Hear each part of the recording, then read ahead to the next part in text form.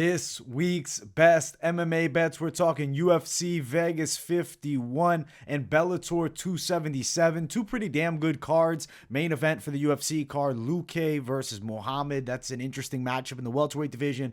And then for Bellator, we got AJ McKee taking on Patricio Pitbull for a second time. And also, we get to see Vadim Nemkov fight Corey Anderson. Anderson, former top UFC guy, win over current UFC light heavyweight champion Glover Teixeira. So that's a really interesting fight. Looking forward to the pure betting side breakdown. Make sure you guys smash that like button. If you're new to the channel, subscribe, turn those post notifications on, and share the video as well. We will talk locks, dogs, props, parlays. I really want to keep the lock side more so based towards quality value as opposed to like super wide favorites, especially with Bellator. I'm not going to be proposing to be betting those early prelims. They're really dangerous and the odds are ugly anyways. So let's talk quality locks. And I will kick it off with some of the locks from Bellator. So lock number one for me for Bellator has to be McKee. I think that AJ McKee stylistically is a nightmare for, a Patricio Pitbull that has had a very long career. Minus 300 tag for AJ McKee is really not that bad. As bad as he won the first fight, quickly winning, rocking Patricio, then submitting him. I love AJ McKee to win here. I think that he's a great parlay addition, especially cross parlay. If you want to attack a money line hard, minus 300, throw a lot at it. It's pretty likely here. I'm very confident in this one. I don't think the fight goes very long either. I think it's 3 rounds or less. I like AJ McKee more so in the second round, potentially winning the first, but I do think Patricio is going to be a bit more cautious looking at how that first fight went. As far as the prop side of thing, let me see here because I don't believe they have all the props unloaded just yet, but ones that I think are valuable would be under 2.5 rounds at minus 155. I do think we have a pretty good shot that McKee gets another finish. Could be McKee wins inside distance at minus 150. Saves you because I do think he could get the knockout. I definitely think he could also win by submission. AJ McKee is a new breed martial artist, one of the best featherweights in the world, period, outside of organization. Cannot wait for this fight. Great lock to start us off. It's going to be AJ McKee, which I really do like as a parlay piece. The next lock that I'm feeling, it's going to be towards the Bellator side. I really do like Kyle Crutchmer. I don't love the odds, but I do think he has a very high chance of beating Michael Lombardo. Crutchmer, minus 230 value. It's the favorite. BetOnline has him at minus 240. Lombardo opposite him, plus 200 best value. I like Kyle Crutchmer to win. I expect him to win by a unanimous decision using the superior wrestling game. I see him getting Lombardo on his back and controlling. Now, as far as the prop on this one, Crutchmer to win by decision, plus 115. I do think this is a pretty likely result here. Crutchmer is a guy who's willing to embrace the grind and win wrestling heavy decisions. I expect the same here against Michael Lombardo. I do think Lombardo makes it competitive earlier, but especially as we get into the second and third round, Crutchmer's wrestling will take over and he'll get himself to win. I like Kyle Crutchmer a lot as a Bellator lock. And then lock number 3 for Bellator, that, the value is still reasonable.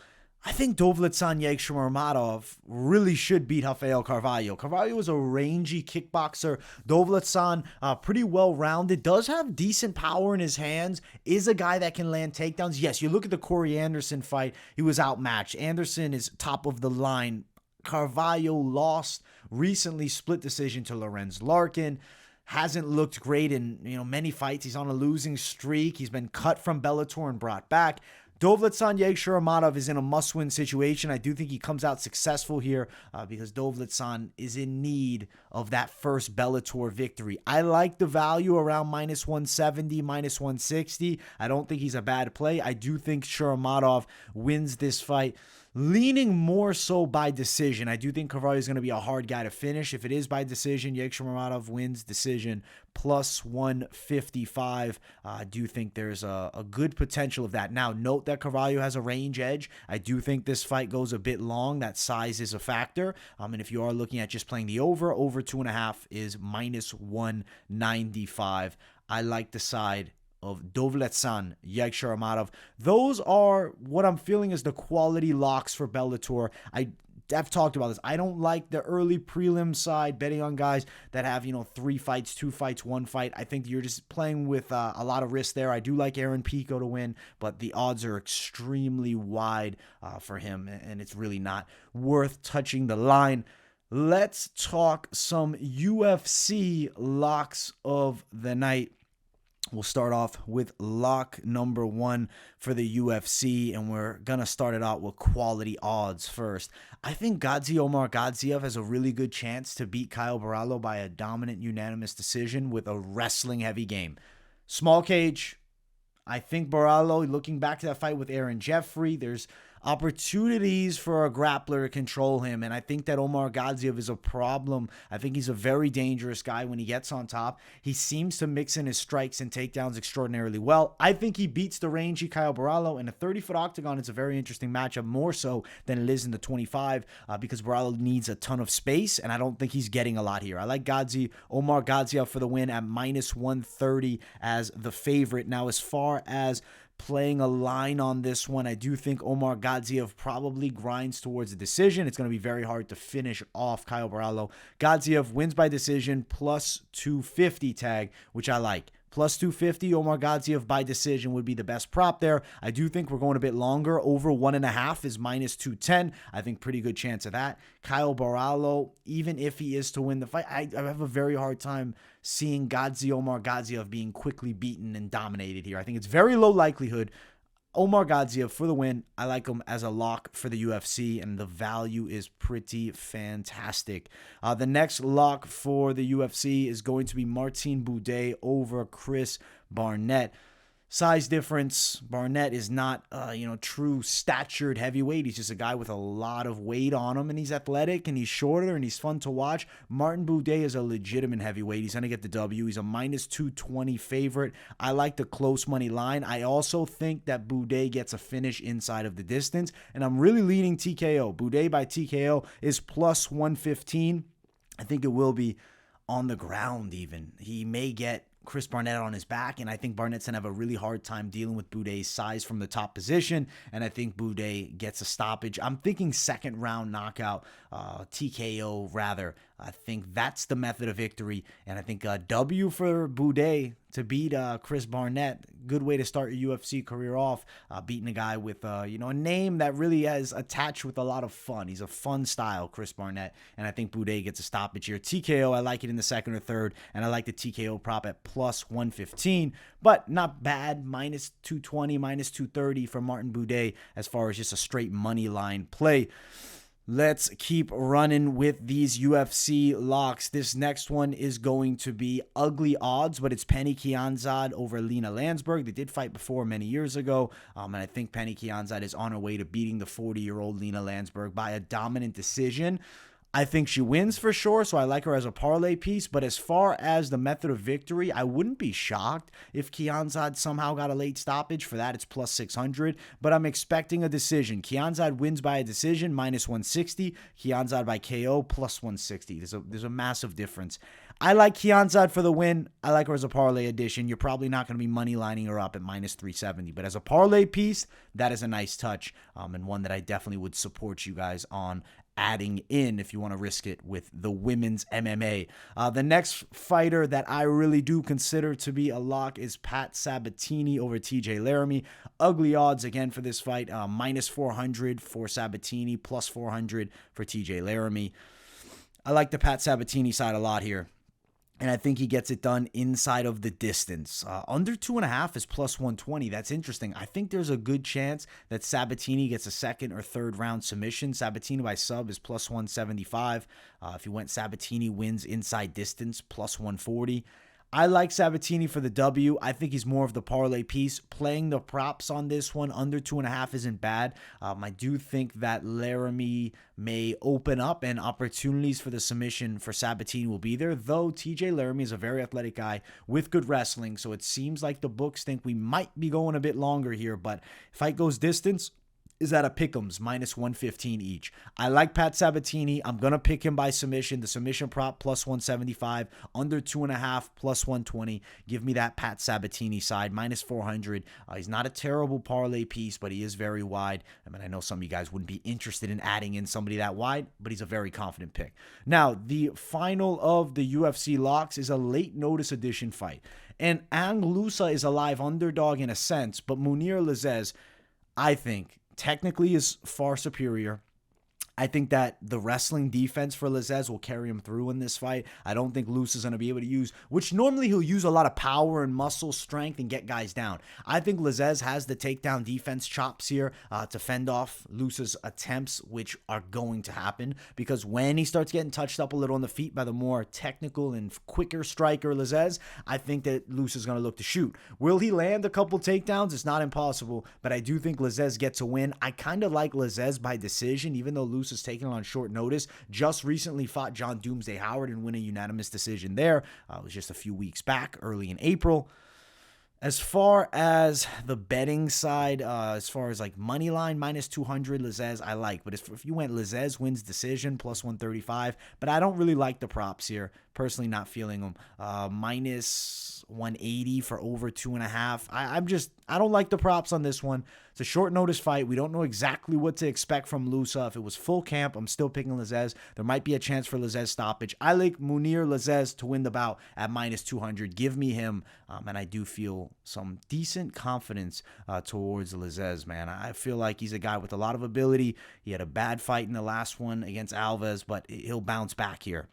Now, let's jump to the dogs section and talk about some underdogs that I think may have some value potentially here. And if you guys haven't yet, make sure to smash that like button. The first dog we will talk about is going to be in the UFC. It is Andre Fialho. I do think Andre Fialho stylistically could be a very hard matchup for the young Miguel Baeza. He's a plus 160 dog. I think money line, that's a solid dog touch if you're looking for one. A guy that's relentless, a guy that's proven durable, that has a ton of experience. I like Andre Fialho for the upset. I do think the over 1.5, minus 165 is a likely tag, and that's a solid prop bet you could play here. Fialho wins inside distance, or Fialho by TKO is plus 315. Fialho inside distance plus 275. I don't really love propping those ups. I prefer the over-under in this one. I feel like there's definitely a chance we're going full distance, all three. I do think Fialho could hurt Baeza, though, so it's not impossible. Plus 315, maybe you want to touch it. Personally, I don't. I prefer the money line, plus 160 on Andre Fialho to beat Miguel Baeza, who is a minus 165 favorite.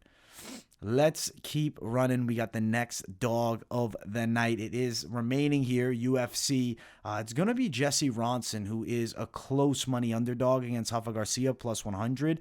More dangerous guy. Now, the fight is confirmed now at 155, so that's something we got to talk about. Originally, it's said to be scheduled at 170 on Tapology. That's a typo from them.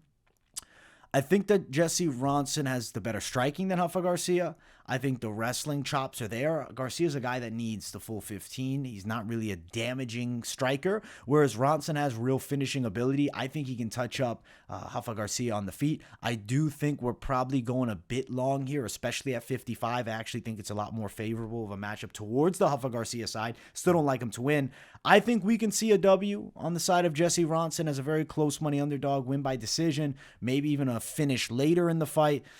Rafa Garcia is a durable guy, but he isn't super effective with the offense, and he's more of a decisionator. But I really feel like Jesse Ronson can outpoint him similar to what we saw with Chris Grutzmacher, because Ronson does have an extensive striking background. Jesse Ronson to win via decision. Let's just look at that line, though I'm not telling you, oh, go out and play it. Plus 245, but that's too wide. Plus 140 at BetOnline seems more realistic there. So plus 140, Ronson by decision. Don't really love the bets there. Over 1.5, minus 300. I think there's a good shot. Over 2.5, minus 170. I do think that could happen, but it's also a bit of a hard gamble. I prefer the Ronson money line side more than anything at that minus 105 or that plus 100 tag. So I like Jesse Ronson as the closest of money underdogs. Now, the next dog with the UFC is actually not someone that I'm picking to win the fight, but the line is crazy. Drakkar Klose is a minus 800 favorite. Brandon Jenkins a plus 500 underdog.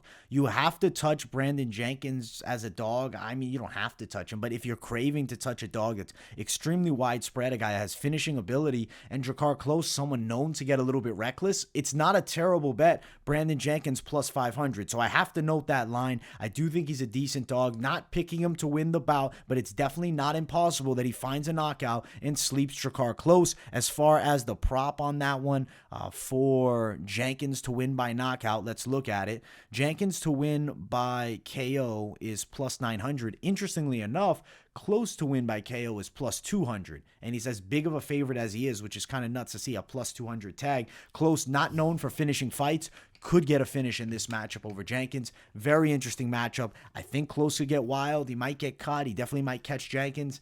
The plus money knockout side on either isn't terrible, as there's no way you're touching the Klose money line at minus 800. That's nuts.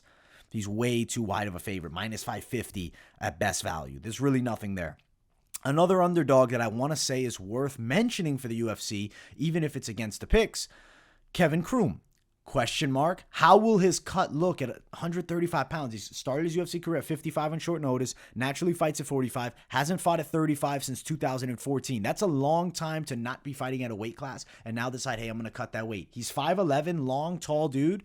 I honestly think Heli Alatong should have a real wrestling and strength advantage over Kroom at 135. But if somehow Kroom is an absolute freak, gets that weight cut on point, I do think he could be live here at plus 155. So it's somebody we have to mention for the UFC dogs that might be worth a bit of a stab. Kroom to get the win. I do think we're going to over 1.5, which is minus 280. Kroom to win by decision, plus 305. I think more likely Kroom would win a hard-fought decision, but you never know. It's a lot of question marks, man. It's such a dangerous matchup where it's a pure dog or pass because Alatong is a wrestler who likes to stand up. Kroom, from range, he's long. He's got pretty good kickboxing, but the problem really lies with him cutting to 135 at 5'11". I don't know how this is going to look. Let's check them out on the scales, but Kroom is a live underdog that I had to bring up here. Now, as far as dogs from Bellator, I'm really only talking the quality dogs. We're not going to go towards, crazy underdogs. Like, I know some people are like, oh, Rakeem Cleveland over Tyrell Fortune. It's not impossible that Cleveland could somehow get a win. He is plus 800. So if you're looking at a Hail Mary, that's where you would go towards. But Tyrell Fortune is probably going to win that fight. Granted, Fortune hasn't looked great each and every time that he, turns out to fight. But I do expect consistent improvements, and I do expect victory over Rakeem Cleveland. A dog that is, the thing is, even with this Bellator dog, the pick is uncertain here. I haven't officially dropped the Bellator predictions, but you guys can kind of get where I'm going here. I think Corey Anderson is a very live underdog, and I see this fight with Vadim Nemkov as a pick'ems matchup. I think we're actually getting a bit of a steal to see Corey at plus 150, plus 145. He shouldn't be that wide. I don't know. I think Corey Anderson's game, he has a win over the current UFC champion. Corey Anderson killed Ryan Bader. Vadim Nemkov looked good against Inglikas and dominated him, but as did Phil Davis just recently. And you know what? Inglikas was able to rock and drop Vadim Nemkov. I don't see Nemkov as an unbeatable force. Corey Anderson in Bellator looks to be turning a corner to another level, the best Corey Anderson we have ever seen. And he finished his UFC career looking well up until, the Jan Blachowicz loss, but he ran through Johnny Walker easily. Corey Anderson is a very devastating kickboxer. He's always known for the wrestling, but on the feet he's dangerous, and I really think he could sleep Vadim Nemkov if Vadim gets a little overzealous. This is a very competitive matchup that you have to dog play because that plus money, plus 150. I guess you don't have to dog play it because it's not bad value on the favorite side either, minus 160. I just personally don't like the Nemkov tag. I'm going underdog. I'm going Corey Anderson. I think he's going to become Bellator's champion, and he's going to be arguing that he's the best in the world with his victory over Glover Teixeira. So very interesting spot there. As far as method of victory, I would say it's extremely difficult to call, but don't be surprised if Corey Anderson did get a finish. Now, of course, Corey's chin is something we will worry about in a sense, but I don't think he's chinny anymore. I don't think he's ever really been that chinny. I think he's been caught by big shots. Even if his chin is a little bit of a concern, Nemkov doesn't have super heavy hands, but he's very dangerous with his kicks. I don't see Corey getting caught with a high kick like Bader did. I'm going to go Corey Anderson, plus 150, maybe a decision, maybe a TKO. Inside distance for Anderson, plus 350. Anderson by decision, plus 325. I would just touch the straight money line plus. Plus 150, Corey Anderson Bellator dog to play. I'm not talking about low-level Bellator action. These early prelims are not what I want to be touching. I think there's way too much risk there with unproven guys. I like the top of the line, and Corey Anderson is a fantastic dog play in Bellator. Those are the dogs. Now I'll talk about some final props that we didn't mention going through the fights and whatnot. Make sure to smash that like button if you guys have not yet, and I'll bring up some props here that I think may have some decent value to touch. Like, hey, maybe we got to jump on the line. The first one is going to be Luque Muhammad under 4.5 rounds. I do think there's a chance, a pretty decent chance, that Vicente Luque finishes Bilal Muhammad under 4.5. I'm feeling the underside, -120. If Luque's victorious, it's probably a finish. He's a violent man. If Bilal's victorious, it's probably a decision. Under 2.5, -120, not a bad prop touch if you're looking for something just to attack, even if you want to just go light on it. But you're craving something to play here. Then next, as far as the props would go, I will jump back over to Bellator because I did go through some of these extra props as we were talking about the dog section and whatnot. This one here is going to be towards Vassell versus Tim Johnson. It's a fight I'm interested in. I don't want to call Tim Johnson a dog that I'm picking because I think Lyndon Vassell is a hard stylistic matchup with his kickboxing. Tim Johnson could be live. What I think is the steal here is over 1.5. Yeah, Tim Johnson was badly knocked out against Fedor. But let's be honest, Tim Johnson is known to be fairly durable, but once in a while he gets caught and slept. I don't see Vassell sleeping him that easy. Over 1.5, -165. I like that touch. Not a bad play to consider as far as some Bellator props. These are like the outlandish props here. If you're feeling like, hey, I want to play Nemkov, I guess I'll have to bring this one back up, but I want to check the Nemkov inside distance tag. It's +115. I'm going Anderson, but I have to mention it for some of the people out there who might be on the opposite side. Now, as far as, the final thoughts with props in the UFC, I want to look at this Ogden matchup with Jordan Levitt. Over 1.5, -200. I think there's a pretty good chance we could go a little bit longer there. I kind of like potential for a late stoppage in that matchup. Not a terrible prop. I think like with Myro Bueno Silva, I know I didn't include her in the lock section, but, I have to talk purely if you want to touch up one of the lines. And it's not because I don't think she's going to win. It's a terrible value bet, and it's just a fight that doesn't interest me as far as really betting on. But Bueno Silva, win by submission, +280. There might be something on that. Definitely a chance that it goes longer, though. As far as the props, I think stick with the picks that I really dove deep in for the props. If you have any prop ideas, obviously just let me know in the comments, and I would be curious to hear some of you guys' takes. Estela Nunes is going to be the final prop I meant to mention, actually, here. Estela Nunes, I want to find it here. Nunes wins via decision is sitting at -140, +105, best value. That's terrible. Her money line is -200. So I would rather just money line her up at Estela Nunes. But had to mention that Nunes by decision. I think it's likely. -140, +105 if you can find it there. Those are the extra props that I wanted to cover. Let's jump to the parlays section. And if you guys haven't, make sure to smash the likes. Let's talk parlays. I'll first start it with a pure UFC parlay. And then I want to add in some crossovers because I think we could have a lot of fun with these crossovers here. Now, Pat Sabatini is a confident pick. And I think parlaying him up with Martin Boudet at -130 could be an excellent play if you're considering doing that.